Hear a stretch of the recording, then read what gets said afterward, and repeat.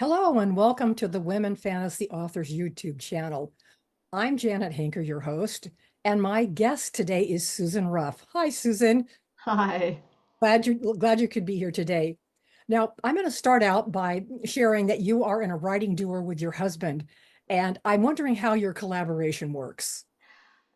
Well, essentially, I'm the writer. I'm the one who actually composes the stories. I'm the one at the keyboard. What John and I do together is we kind of collaborate on plot lines, characters, that kind of stuff. When I have an idea, we'll talk about it. We'll kind of kick around things, and then sometimes he'll tell me when I've got huge plot holes, and then we kind of work together like that. So that's kind of how it works. But I'm the one that actually does the writing and the actual composition of the books. Yes, I'm jealous. It would be wonderful to have a partner that's doing a lot of the research and background checking and checking storyline and stuff. That's awesome to have that as a resource and for you to be doing this together as a project. That's wonderful. Yeah. We'll be discussing your Doorway to Magic trilogy, and I have read book one, the oh gosh, the Keyhole Wizard, excuse me, Yeah. which is about a young man named Fabrin who causes problems in the kingdom of Allure when a misguided prank goes deadly wrong. What does he and his mentor, Burandor, do that backfires? Well, can I take like a small step back to explain? Absolutely. The idea for the book originated back in the 1990s. Prophecies are a huge trope in fantasy novels. And so I had finished reading, I forgot what it was. It may have been David Eddings' Bulgarian books. One of the books where the prophecy is a big deal. Prophecies always come true in fantasy books, and they always come true in weird ways. And I thought, one of these days, I want to write a fantasy novel in which the prophecy is false right from the beginning.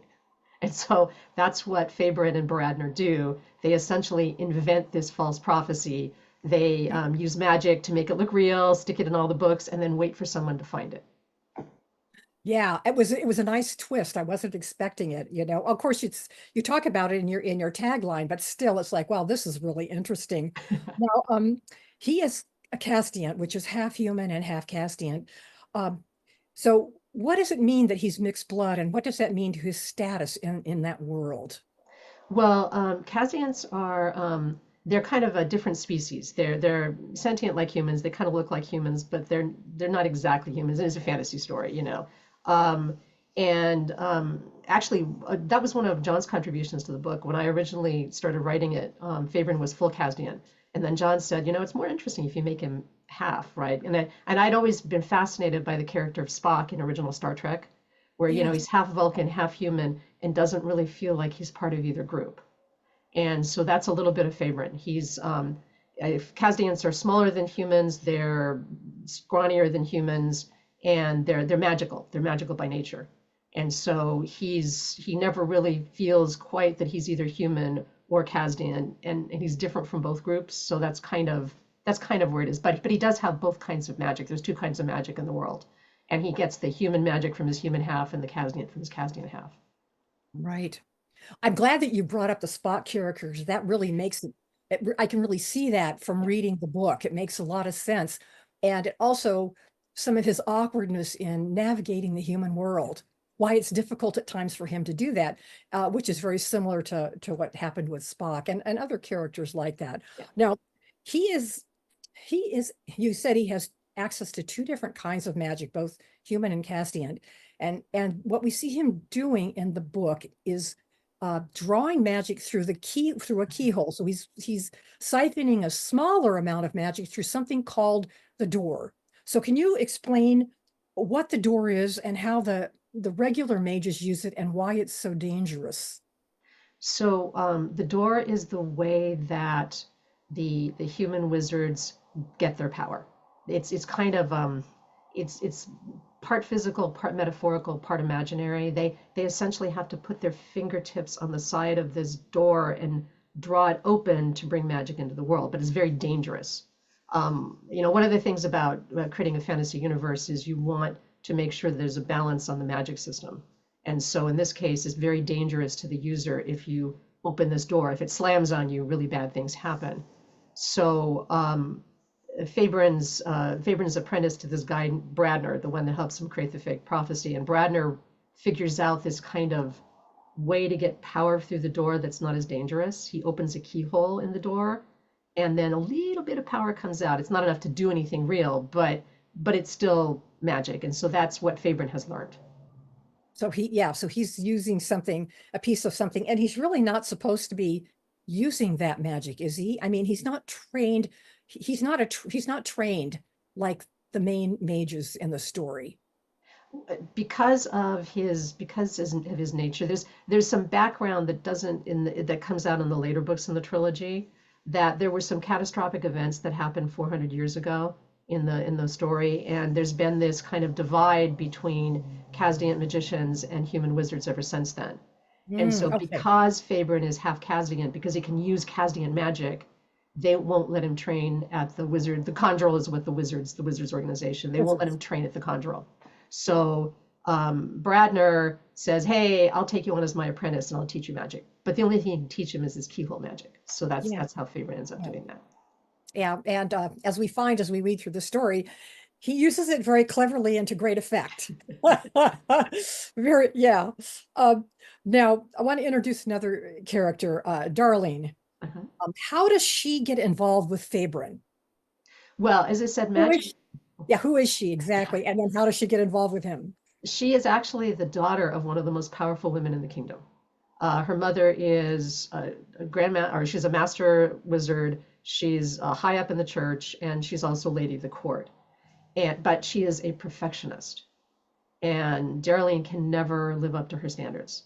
So Darlene has magical. She has. Oh, in order to be a human wizard, you have to have magical aptitude, right? So you have to be born with magical aptitude.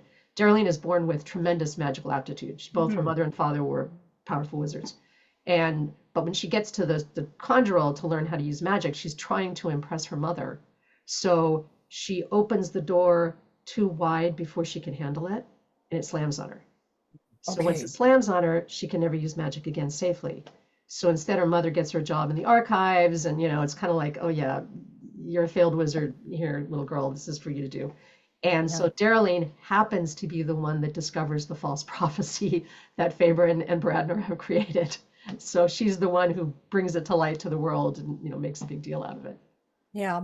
And there's a bit of a mystery going on because they're it's a false prophecy, and then they're trying to show that it's false. People have believed it, they're trying to show that it's false. And it shows how very cleverly how what a clever young man Fabrin was under his tutelage to come up with such a clever idea and make it almost iron tight so that it was hard to prove that it was false. I love the part about her being an archivist. I don't know that I've ever read a story with a character that was an archivist, so that's close to my heart. I love research and all of that. So I, uh, I, I love yeah, archives. I yeah, absolutely adore archives and I libraries and know. all that stuff. Yeah. Yeah. Well, I enjoyed the development of Fabrin and Darlene's characters, and they were stepping into their power and and growing up and stepping into their adulthood. And they started out as adversaries but developed a relationship. Did you originally plan for them to be attracted to each other, or did that kind of develop as the story played out? Yeah, that was pretty much part of the stuff that John and I were playing with right from the beginning. Yeah, that the two Yeah. of them would be the kind of, yeah. So are you a plotter then, or are you a pantser or a bit of both?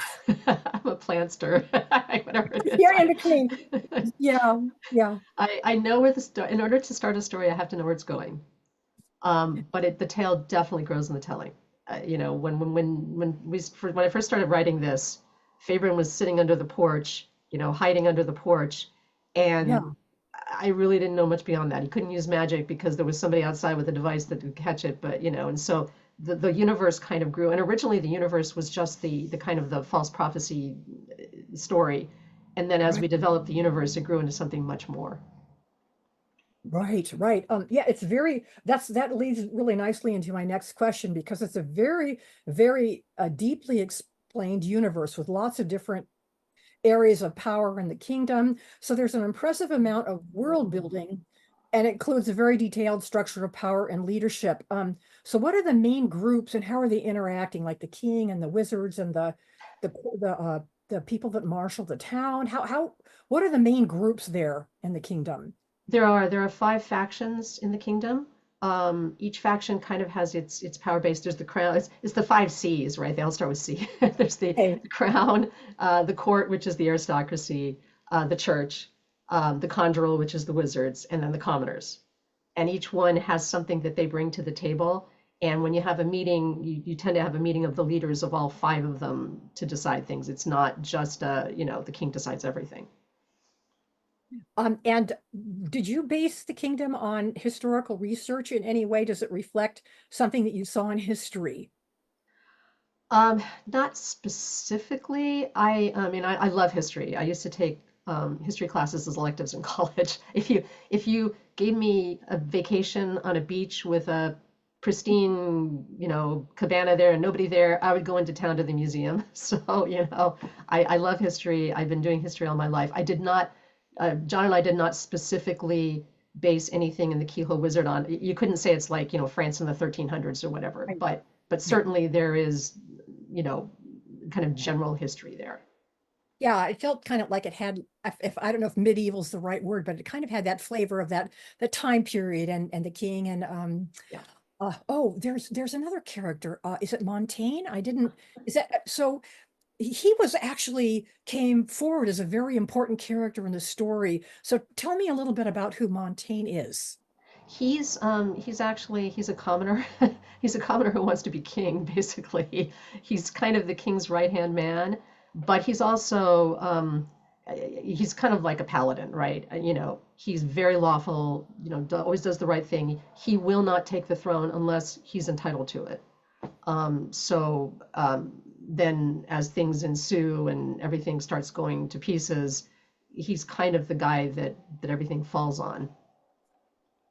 This was it came up for me as I was reading. There were a lot of people in the story in different situations that were bound by honor. They could see that something was going sideways, and yet they were following orders of this tyrant who might become king because they were following their honor system. So it was interesting to see Montaigne's character arc through that and coming to turn around to try to somehow help stop this man.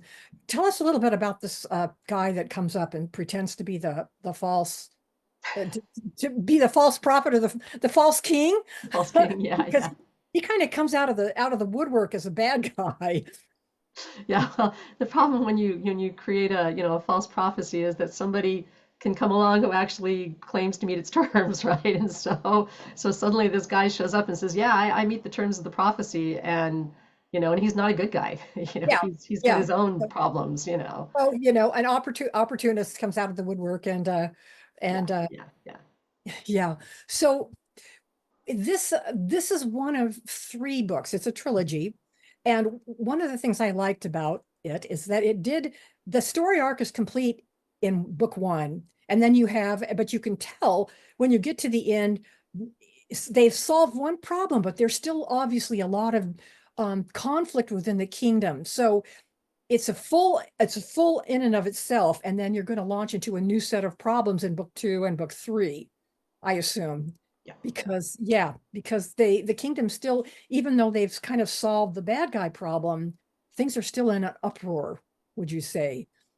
Well, there are hints that the kind of it's an arc that goes through all three books, and the books really do need to be read in order. I mean, even though each book Okay. stands on its own, the first book has an ending, the second book has an ending. I hate cliffhangers. I would never do cliffhanger. So, but you really do need to do them in order because there actually is an ongoing arc, and there are hints of it even in the first book, even as they're dealing with the immediate problem. There's hints of what happened 400 years ago, and eventually that's going to come up back to bite them. So, Right. Okay. That's good to know because sometimes people want to skip around. So start with book no, one. no, don't skip You won't around. be disappointed. It's a great story, a lot of action, adventure. And there was one other relationship that I found really interesting, which you've already mentioned, which was Darlene and her mother, Oh, yeah. because there's a lot of mother-daughter conflict. And Anyway, I don't know what to say about it. I mean, I liked that there was that conflict. What would you say about their relationship overall in terms of she kind of got sent to the, like you said, she got sent off to the archives and don't cause any more trouble. There's it's interesting because growing up, now my mother was wonderful. I will tell you, Darlene's mother is not based on my mother is the most amazing person on the face of the earth, and but as I was growing up, there were occasions where I would see this kind of, among friends or whatever, this kind of toxic mother-daughter relationship where they just, and then what was interesting is when I became an adult, I got to see it from the other side, where it's really these two people that just don't understand each other. They don't understand what they're doing. And so I was trying to capture a little of that with Darlene and her mother. And Darlene does, of all the characters, she's the one that grows up the most over the trilogy. She's 21 when she starts, but she's a very young 21, and she's still the rebellious daughter fighting mom. Yeah, I agree with you. I got that out of reading it, and I and I think it's also very satisfying. I don't want to give it away to any too many any spoilers, but it was gratifying to see um her mother's response when her daughter was in danger. I'll just leave it at that Yeah, because I think that's true to form for most of us that are parents, whether you're a mother or father, that regardless of differences, when it comes down to your kid being in danger, you're going to charge in and try to do something to help. So I was glad to see that little tiny arc come yeah. to that little bit of Well, positivity. and Darlene and her mother really do care about each other deeply. Yeah, that They was clear. just, they just, That was clear. That yeah, was clear. yeah, yeah, And I felt like Fabrin, there were moments when he was trying to grieve the loss of his mentor.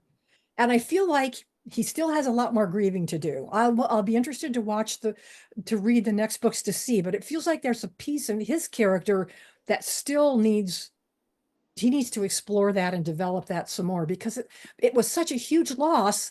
And yet he got thrown into this running for his life and all of that. He didn't really have time to grieve, which I think is true in real life for a lot of us. Life gets busy and we don't really take time to grieve the loss of people that are important to us. So um, I hope, I look forward to seeing his development over the next two books as well. and that is definitely one of his arcs through his personal arcs throughout the Yes, trilogy is coming to terms with, Bradner and what happened and right. what he did, Yeah. and yeah, yeah, There's a lot to unpack in this book. There's a lot of little, you can see there's a lot of little story arcs that are supporting this wonderfully full-bodied adventure. So highly recommend start at book one and it's complete. So we can read right through really quickly. If we really get hooked, we can go right through. So that's great. Susan, I'm going to just pause here and share your information. Hang on just a second. There we have, oh, I'm sorry. Let me go you have back. it. That. Okay. And there it is. There's all their information. Please make a note. I will also make sure that their information is posted in the information block below the video if you want to have their website links, etc. But you can also just take a quick screenshot of this and you'll have all of their social media and web page. Their beautiful trilogy with a wonderful cover. I really like the cover a lot. Um, yeah, so I want to ask you now, what are you currently working on? What we're working on now is what I think of as Susan and John Light. Yeah, We're right. trying. Well, what are you both working on? No, no, no. We're working on a cozy fantasy. That's why I was kidding about Oh, Susan and John Light, right? This is Susan and John epic fantasy, and then we're doing what they call kind of a cozy fantasy. It's a little shorter, little quicker read, a lot lighter in tone.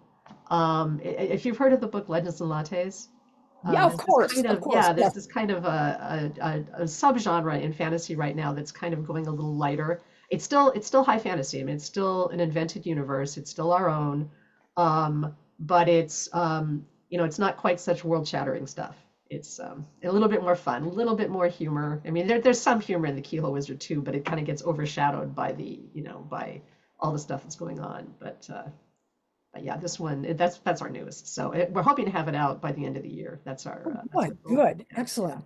Well, be sure and let me know, and I'll post a link when I send out my newsletter so people know. I love cozy fantasy. I didn't even know it was a genre until about a year ago, and then some of my friends started writing, and I'm like, oh, this is great stuff.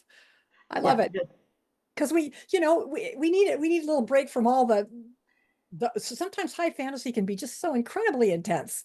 A lot true. of battles and blood and guts and all of that. So it's nice to have a little something softer. And Yeah. also, I believe that cozy fantasy focuses more on their people relationships. Even Yes. though there's stuff going on, it's really focusing on the really intimate details of people interacting, which is really nice. Yeah, Really it's a nice. lot about community and found family and that kind of thing. Exactly. I mean, it can have these other things going on, but that's really the heart of cozy. Yeah, I agree. I really like it. Well, I'm going to end up with something a little off topic. I noticed from your webpage that you like to travel. So tell me about the walk in Switzerland. I saw the picture and I went, I I actually have mild acrophobia. So they said, oh, there's this cliff walk. And I, of course, was thinking of the cliff walk in Newport, Rhode Island, which is this beautiful walk along the beach and the mansions. And so I get to this wow, cliff walk and I start along, and all of a sudden it's I don't know how to describe it. It's like this metal walkway that's bolted into the cliff, and below you is nothing, and over there's cliff over there, and then there's this one cliff on one side. And I got there and went, oh my goodness. So I did it. I walked it, but I mean the whole time I'm going, I'm gonna make it. I'm gonna make it. wow. Yeah. But it was Could, extraordinary. could you see through the walkway? Was it clear? Oh no. Yeah. Well, it wasn't like glass, but it was like I think. I mean, I Oh, was, like, okay, but like yeah, well, I would probably brave it, but it would be really tough for me. I would be clasping the handrail. What are some of your other favorite places to travel or the places that you've been? I love London. I would go back to London Uh, anytime, any day. In London, to me, being in London is like being in a book. There's so much history there, so much literature there. And the people are wonderful. I've been to a lot of, I love travel. I'll travel all different kinds of places. Particularly love archaeological sites. If it's got history and hmm. archaeology, I'm right there. Um, Oh, yeah, that's yeah, good. yeah. Yeah, well, I haven't made it to London, but I have a friend that just moved there, so it's on my list. I Oh, hope good. in the next year or two. I'm looking forward to that. I am done. We're done. Susan, thank you so much for coming today. I really loved delving into this book and all the different characters and the stories. You and John do amazing work together. I'm looking forward to reading the rest of it and seeing your cozy fantasy. So, thanks again for joining me today. Well, thank you. Thank you so much for having me. This has been wonderful. Thank you so much. Thanks, Susan.